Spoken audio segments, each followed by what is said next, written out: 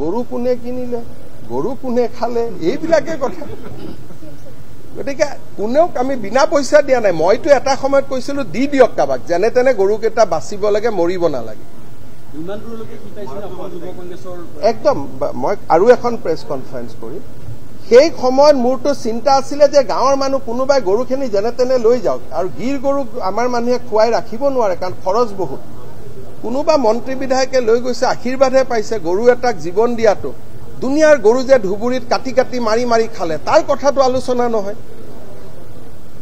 আপোনালোকে গৰু খুটিৰ 30টা গৰুৰ কথা পাতিছে, ধুবুৰীত যে 1450টা গৰু কুৰবানী হৈ গ'ল, সেইটো কথাটো কোনেও পতা নাই। ক'ত পাতিলে? এইকেইটাতো চব চুৰি কৰি অনা গৰু আছিল। এইকেইটাতো দেখা দেখি কিনা, সেইকেইটাতো চুৰি কৰি অনা। এই যে গৰু মাংসবিলাক লৈ গৈ যে নামঘৰ মন্দিৰৰ সন্মুখত ৰাখি আছে, এইটোতো আলোচনা কৰা নাই। বিজেপিক বেয়া পাই লাভ নাই, ইলেকশ্যনত বিজেপিয়ে জিকিব, ইমান এইবিলাক কৰি নোৱাৰে। নাই নাই, গৰু কিনা কথাটো ৰাজনীতি হ'ব পাৰে নেকি কওকচোন? কিনা, আৰু লগত আপুনিয়ে কৈছিল যে ছাৰ কিনি লৈছে, দান লোৱা নাই।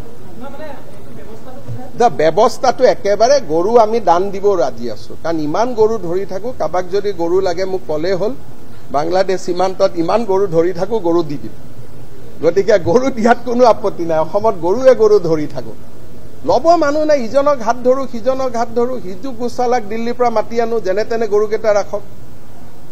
এতিয়া যে মালিগাঁৱত যে যিমান কেইটা গোচালাত গৰু আছে, এই গোটেই গৰুবোৰতো বিনা পইচাত দিয়া গৰু, কিনাও নহয়। অসমত গৰুটো দান দিয়া নিয়মে আছে, যে গৰু এজন যেনে তেনে মানুহক গতাই দিয়ে যে গৰুটো লগ চলাওক।